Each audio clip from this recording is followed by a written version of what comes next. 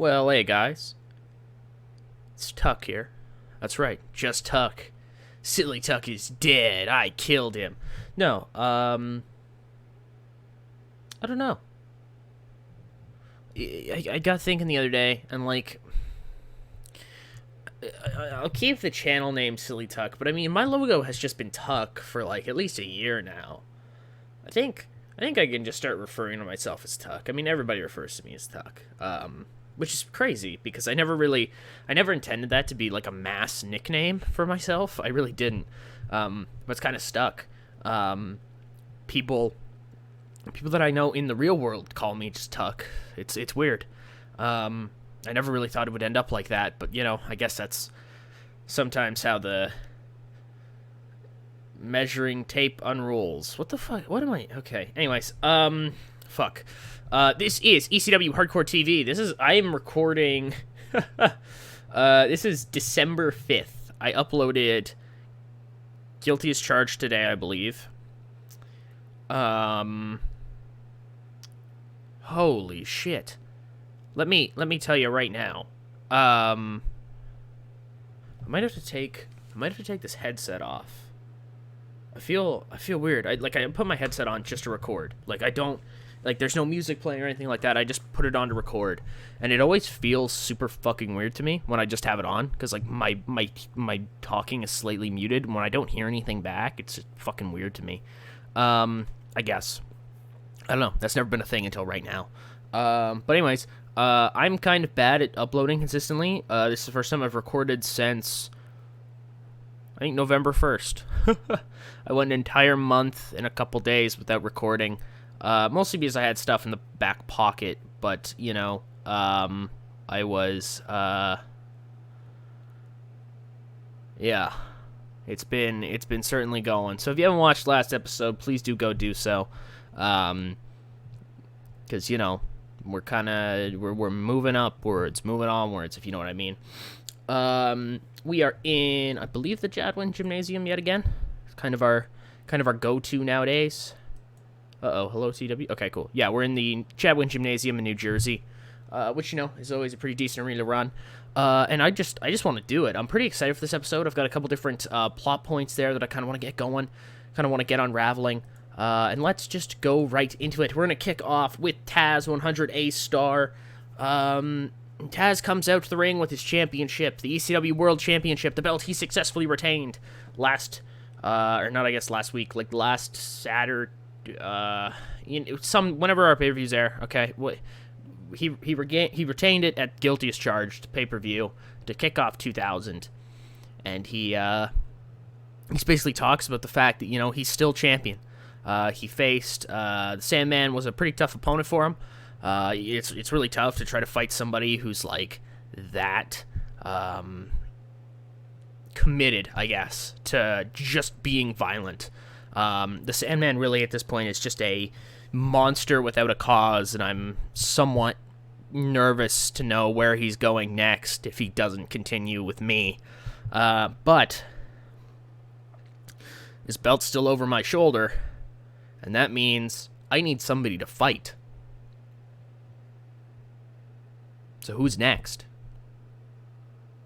Beat me if you can. Survive if I let you. Simple as that. Pretty straightforward opening, but what we do from here is important, because I actually have an angle planned out for this. This is actually like a thing that we'll build. It's going to be fun. Hopefully. Moving forward. It's a rematch from last night. This is much worse, I believe, yeah. But that's Subpar Wrestling. Little Heat, I don't give a fuck. Rhino defeated Little Guido in 550 by pinfall with a pile driver. Cool. Rhino picks up another victory here. Guido asked for a rematch. He got it, and Rhino just beats him again. Simple as that. Done and dusted. Rhino. He's 2-0 here in ECW. Awesome. I can't believe I did this early. Whatever. This is my real fun segment of the night. So we got a sit-down interview with CM Punk. It's the first time we're really getting to talk to CM Punk, really, because he's kind of been talking, he's been with Raven, and the first time we really heard him speak on his own was actually at the pay-per-view the other night. So we have Christy Miss literally sit down with CM Punk and conduct an interview. She asks Punk Like, I'm just going to give you highlights and stuff like that, because there's some stuff that you don't need, like introductions, blah, blah, blah. She asks, Punk, like, who is CM Punk? And Punk sits there for a minute, and he says, Christy, that's interesting, because I'm not sure if I would ever phrase it as who is CM Punk. Ultimately, me as an individual doesn't matter, but I'm hoping what I stand for matters. You see, in pro wrestling, there's two kind of main figures, I would say, in pro wrestling. Pro wrestling at this point is filled with fools and con men. And ultimately, I am neither. I mark a pivotal movement in professional wrestling. And don't get me wrong, we've had guys in the past who've stuck out on their own and done their own thing. Raven's one of them. But I hope that with my actions, the future of professional wrestling will be in good hands. And Christy says, all right, so what would you say is your your mission statement? You keep talking about your focus. And Punk says, I want to take pro wrestling away from those that ultimately don't deserve it. I want to take opportunity from people like Rob Van Dam, hypocrites. And I want to hand it to the youth, to people like myself, Christopher Daniels, Abyss. And that's what Raven believes in as well. The future of professional wrestling is not just coming, it's arrived. You're looking at him. You see him every single time that Abyss rips somebody limb from limb in the center of the ring. You're going to see it every single time Christopher Daniels and I step in that ring. What you have to understand is that pro wrestling right now is at a pivotal moment in its existence. The 2000s aren't going to be dominated by a bunch of has-beens running around claiming they're something they're not. I mentioned earlier Rob Van Dam's a hypocrite. A man that tried to claim that he wanted the betterment of this company, and yet fell into the tricks and the routines of what made it the cesspool it is today. This company deserves better. The fans deserve better than a whole bunch of jacked up nobodies running around high out of their minds, hitting each other with garbage cans, and I know you've heard that before. A wise man once said it in this very company, but he was also misled. You have to understand that the future is not about strictly wrestlers. Shout out Steven Regal. The future, ultimately, is about the competitor, that which drives on competition, who survives on the very feeling of not only winning, of not only being tested, but being bested. Somebody like Kurt Angle gets that. There are individuals in this company, sitting here in this locker room today, that get that. And there are those that don't. There are those like Rob Van Dam that would toot their own horn, that would call themselves the best. Rob, congratulations, you were world champion. You're not world champion now. And I like to think that at least part of that, no, I know at least part of that is because of me. And I'm glad to say so. Because you ultimately are everything that this company needs to get away from. The future's here, motherfucker. Tommy Dreamer and Jerry Lynn play tennis. Jerry, after they play tennis for a little bit, says, Tommy, how do you feel? And Tommy Dreamer's like, I don't know, I just don't know if this is working, Jerry. And Lynn says, all right, not good enough. Let's go do something else. And just grabs them, and they walk off somewhere else. I love these angles. Holy shit, this does really well. Awesome. And about that, great wrestling, but didn't have much heat. The Stormtroopers defeated the Hardy Brothers in 11:52 when Chris Candido defeated Matt Hardy by pinfall with an Imperial March. Very awesome. Very awesome. These guys are all really good team boys. Tag teamers. You know what I mean? All that shit. It's good. It's good. Shane Douglas basically gets on the mic with Lance Storm, Chris Candido, and they basically warn Tosatsuba they may have been successful at Guilty as Charged, but the rematch is coming. They know it's coming. Cyber Slam television special in, I want to say, a couple weeks' time. You know, their asses are going to get franchised. 3s/2s, bitches. Woo! And here we go. Percy Pringle comes out to the ring with Abyss. And he says, Taz, I heard you're looking for competition. I heard you're looking for challengers. Look no further than the most dominant force in this company. He's been pinned once. He's been beaten once. And that's by a man possibly just as insane as he. Abyss is your next contender, Taz. And if you don't believe me, check out what he's about to do next. In a 65C in a decent match, Abyss defeated Steve Corino in 8:04 by pinfall with a black hole slam. Abyss is getting that good in-ring stuff. Good to see it. Awesome. Good little match here. Abyss is dominant, and yeah, it's going to be pretty hard for Taz to ignore that. Okay, are we moving on? Okay, there we go. Kurt Angle comes out, and he kind of looks kind of weird. He's walking in the ring. He's in like a t-shirt and some jeans. He's set to defend his television championship, but let's hear this out. Kurt Angle says, "Oh, I'm sorry, folks. I've been diagnosed with a terrible, terrible flu. Here's my doctor's note," and he just holds out, like, it's just a blank piece of paper, and then quickly crumbles it up and puts it in his pocket and says, I'll defend it next week, bye, and then, like, runs away. And it's like, fuck, we're back to this shit. Paul Heyman walks into his office. You know what I mean? And just, the whole thing is destroyed.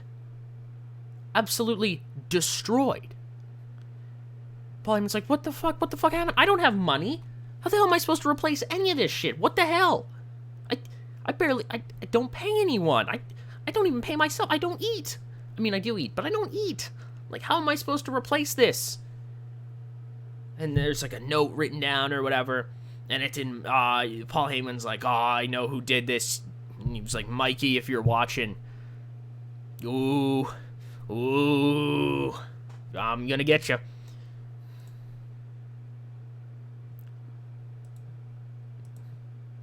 Main event time. Does pretty well. But that great wrestling, decent crowd. Chris Jericho defeats Sexton Hardcastle in a rematch of their match at the pay-per-view. As, Jericho beats Sexton in 15:49 with a Lion Tamer. Good stuff. Pretty decent match overall. And, oh, Jesus. The Sandman runs down to the ring and just beats the shit out of Chris Jericho. He's just laying into him. Good God, what is going to stop this man? Apparently losses are not it. And he looks over at Sexton Hardcastle, and Hardcastle's in the corner, and Sandman fakes about to hit him, and Sexton's like, oh Jesus, don't hit me. And then Sandman kind of just laughs at him, throws his cigarette at him, and slides out of the ring. Kind of points at Sexton with his kendo stick as he backs away. So some kind of target attack here from the Sandman. We'll probably get an explanation next week. And to close out, we basically here have a Raven promo. He's with Christopher Daniels and Daphne. They basically talk about how, Rob Van Dam got what was coming to him. You know what I mean? Overconfidence leads to downfall. Blah, blah, blah. Something biblical from Raven, probably. He hands the mic off to Christopher Daniels, who speaks for the first time. Says that his name is Christopher Daniels. He's here.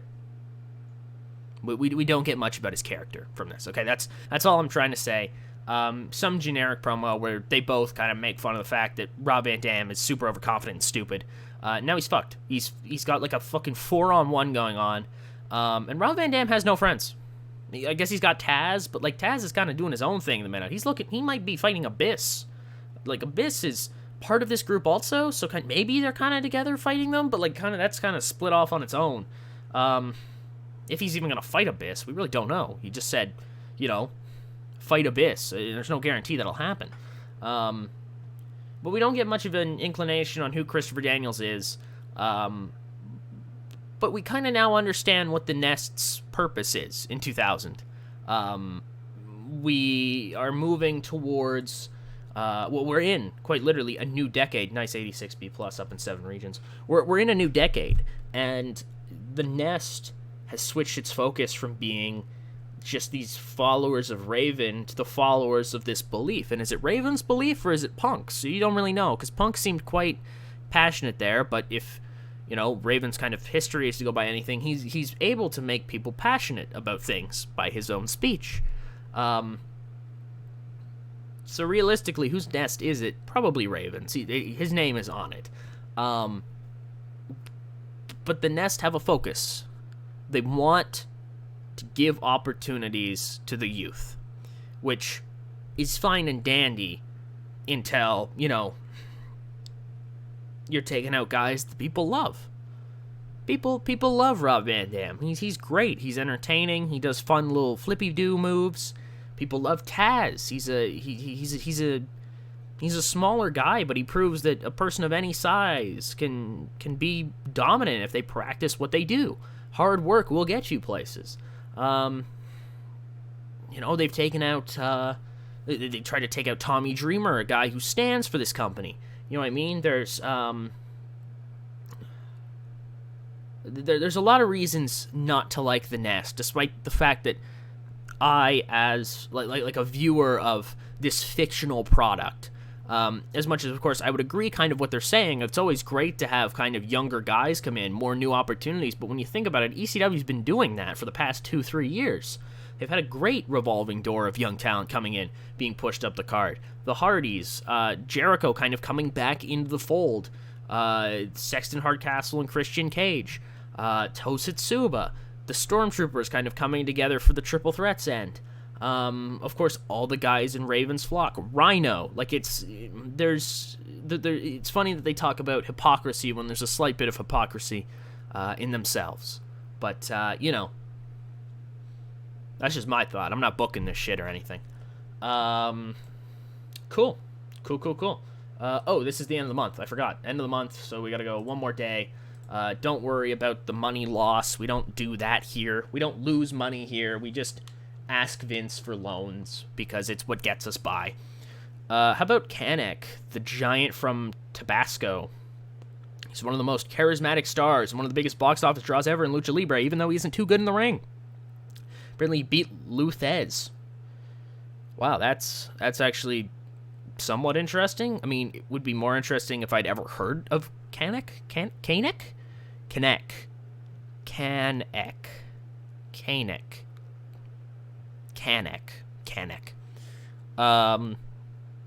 Yeah, I don't know. I hope you guys kind of enjoyed that little Punk promo thing I did there. I kind of had, had that kind of written in my head for the longest time, kind of about that Punk character. So Onita's going to retire, which sucks. I wanted to use him at least once, but he only worked in Japan, so I could never use him. I could never bring him over. But yeah, best of luck to him. I mean, he's going to be a pretty damn good road agent, isn't he? Psych, 73, Respect, 86. Yeah, he'll be a pretty damn good road agent if anybody picks him up in Japan. How'd Heat do? We'll just check that out real quick. Heat did literally what they always do. It's a really bad fucking show. Hey, there's Scorpio, losing to totally not dead Brian Pillman, by the way, who I totally didn't revive for this entire series. And then totally forgot about it. Because I thought I would bring him in at one point, but I'll probably never get to him. Hey, we made money. We legitimately made money that month. That's fucking weird. That's really fucking weird that we legitimately made money that month. What the hell? Cool. How do we make money? pay-per-view revenue, I guess. Oh, yeah, well, pay-per-view revenue is through the roof. That's my new deal. That's the new pay-per-view deal that kicked in. Nice. Very cool to see. Very, very cool to see. I won't have to, like, edit everything to shit this month, I guess. But I will probably next month, because we'll be back to a non-pay-per-view. We may have to start running pay-per-views all the time, which I really don't like. I like doing the... Oh, wait, the miscellaneous costs are also down a whole bunch. Why is that down so much? What did I do this one month with miscellaneous? I don't even know. What the fuck? Yeah, I really don't know. Either way, hey, there's profit. There's profit for the first time in a long, long time. Let's check out the new workers. It's our kind of monthly tradition here in the series. There's a lot of good names here that I just saw. First of all, check out new companies. There are none, of course. There barely are any. I think they typically like give you a notification if there are any. But new workers. So Boss Rutan, that's a really interesting one. Boss fits really well with kind of like what I envision late 2000s ECW being. Like late to early 2010s ECW. Boss Rutan would be phenomenal. I wouldn't be against having him. He can't do a great deal, but he's a legit tough guy. He's only works in Japan and Europe, but I would definitely shortlist him just to track him, because he's, kind of a name. Cena, now listen here. I absolutely believe, it's so weird, because John Cena is a really, really good worker. Like he's an amazing worker, especially near the later end of his career. I genuinely believe that John Cena's 2015, that run with the United States title that he had in the Fed, is some of, like in the WWE, one guy's single greatest work, like, ever. But, not sure he fits with ECW. In fact, I know he doesn't, which sucks. Because I would have liked to use him, but he just doesn't work here. I just can't see it. He's sports ent. He's sports ent to the bone. I don't know who Andy Douglas is. Looks like he might have been somebody at some point. Probably worked in early TNA or something like that, probably.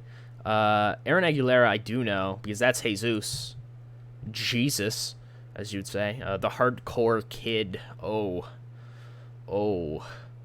Yeah, no. Please go away. Claudio Castagnoli, absolutely, I believe, fits in this company, especially with the direction it's headed. I don't think that's a big shock that ultimately I'm building towards technicians.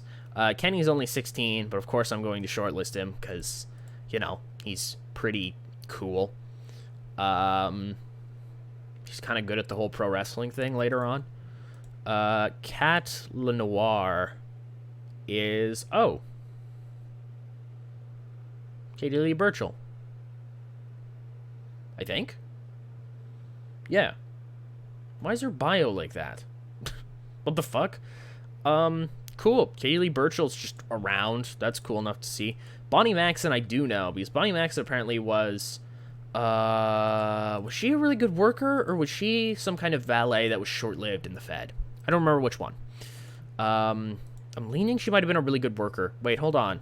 No, Katarina Waters is Kat Lenoir. What the fuck? You know what? We'll just leave that. Surely both of them won't end up anywhere. So, there's Brother Yashi. Who I literally just know because his name sticks out. His name sticks out, and if you play TEW long enough, you just get to know people's names that stick out. Like Yashi, like all caps. Like you see it enough, and you're like, I know that guy. For some reason, I know that guy. Anyways, thank you all for watching. What did I just say? Thank you all so much for watching. Hope you guys enjoyed. As always, you can follow my Twitter. It's in somewhere. I don't know. Tuck_Davidson. Feel free to. Oh, I'm gonna hit the YouTuber trifecta. Like, comment, subscribe. Ha ha ha ha. I'm a generic YouTube drone. Oh, watch out. You know. Let me know what you guys are thinking on the series. I mean, I'm gonna keep making it no matter what you say. So if you hate it, go fuck yourself. I don't care. But if you like it, tell me, because I feel good. It makes my ego feel good. I'm like, yes, people enjoy the things I make. Yes, I'm so smart. Muhahaha, I'm a genius. Best